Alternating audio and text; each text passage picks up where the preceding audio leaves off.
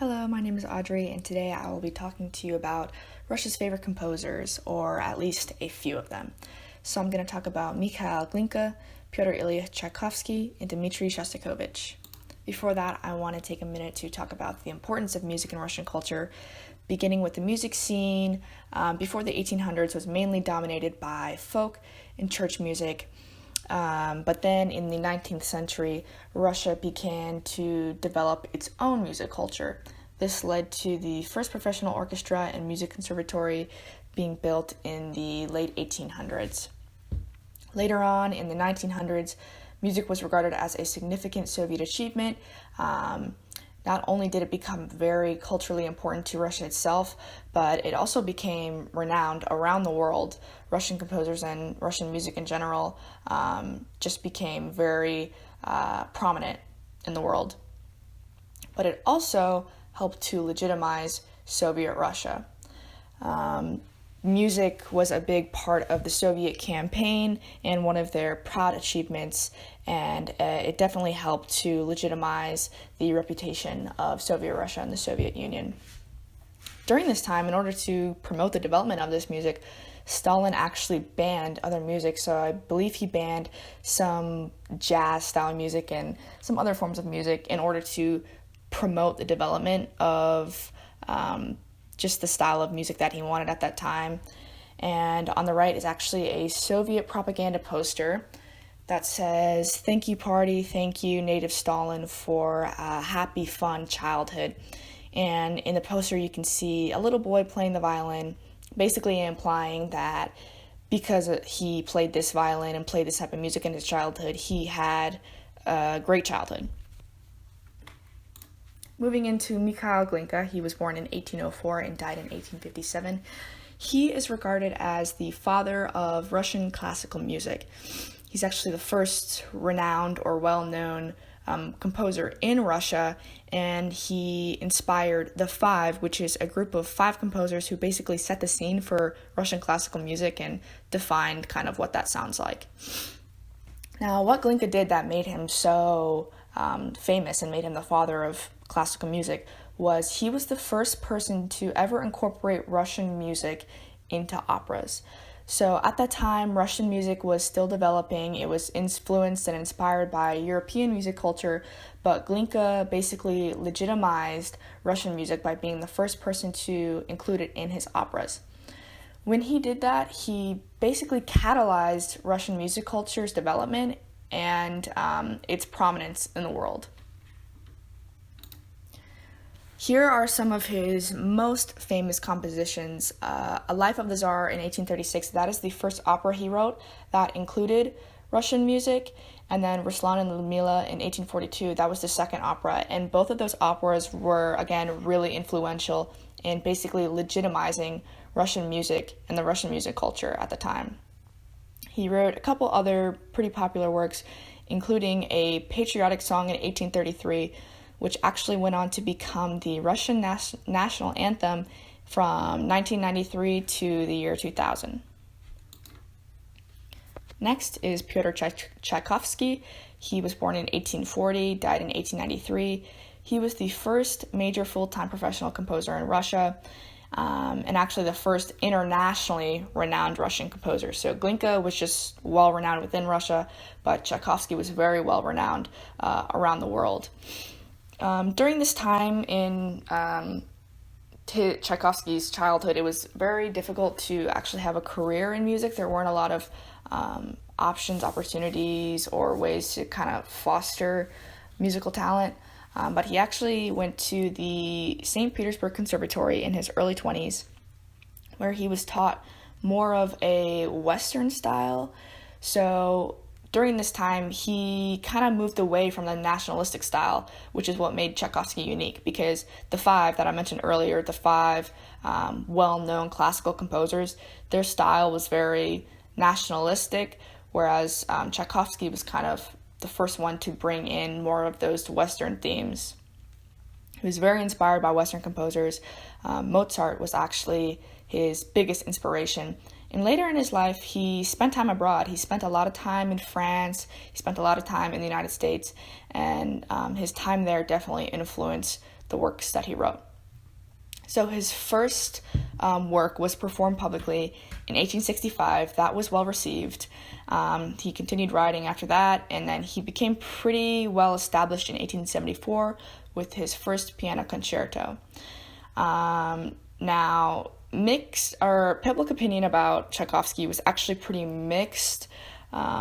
Russians felt like he wasn't nationalist enough. His music was too Western and didn't promote Russian nationalist ideals, where Westerners felt like his music didn't really follow Western ideals or Western fundaments.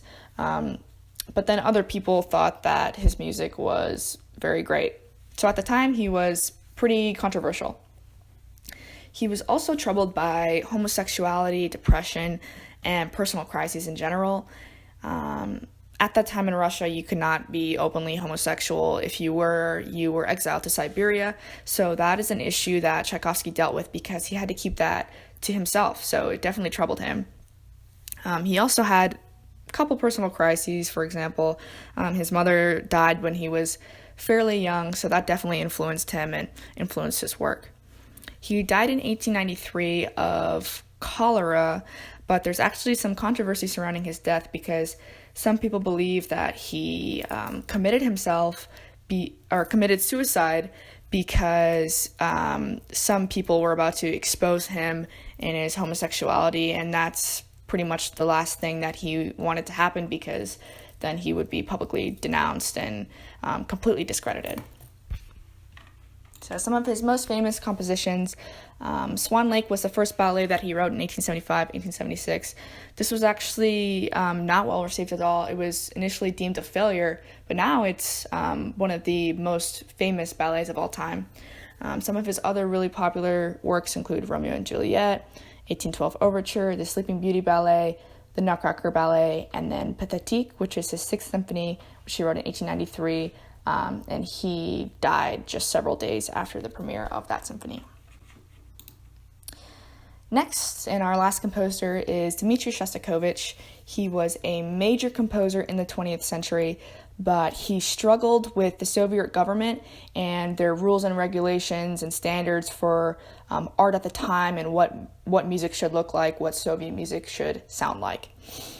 So his first symphony that he wrote in 1926 was very well received, and he had a good reputation until about 1936 when he faced denunciation from Stalin.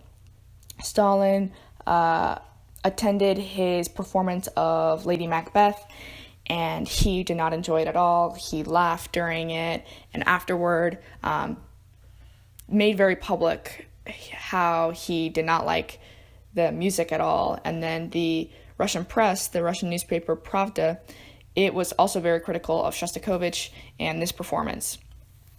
That year also began the Great Terror, which was where Shostakovich, his closest friends, his relatives, they were being killed and imprisoned. So he had to deal with that. And later that year, he was writing his Fourth Symphony, and it was about to premiere at the end of the year, but he ended up withdrawing it.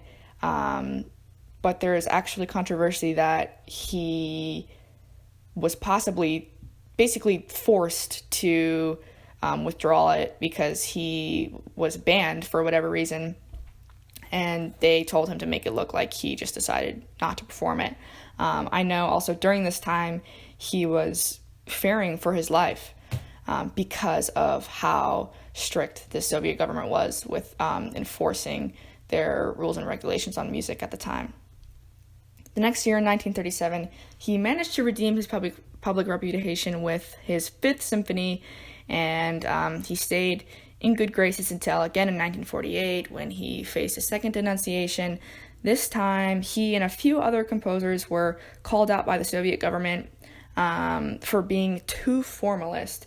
So at the time, the Soviet government had a campaign against formalism because they wanted to root out basically all Western influence in their music, because they wanted it to be very Soviet, very nationalist. So they condemned him for using any Western influences in his music.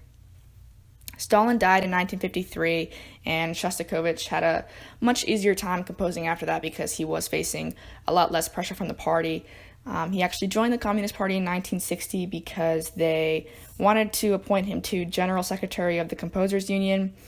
And after that, he continued to compose. His later works were influenced by this concept of mortality because he actually had very poor health. So he was kind of obsessed with that and showed that in his work. Some of his most famous compositions, again, we have the First Symphony, the Lady Macbeth.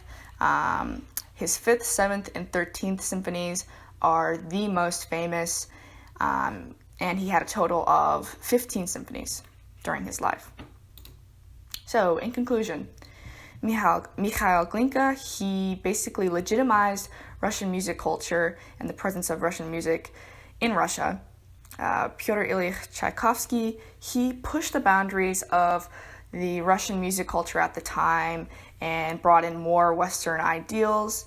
And Dmitri Shostakovich, despite all of the government intervention and the rules and regulations that really influenced his life in general and his music, he still managed to create very powerful, very emotional compositions that were very well received by the Russian public later on. So I hope you enjoyed learning about some Russian composers, and thank you for listening.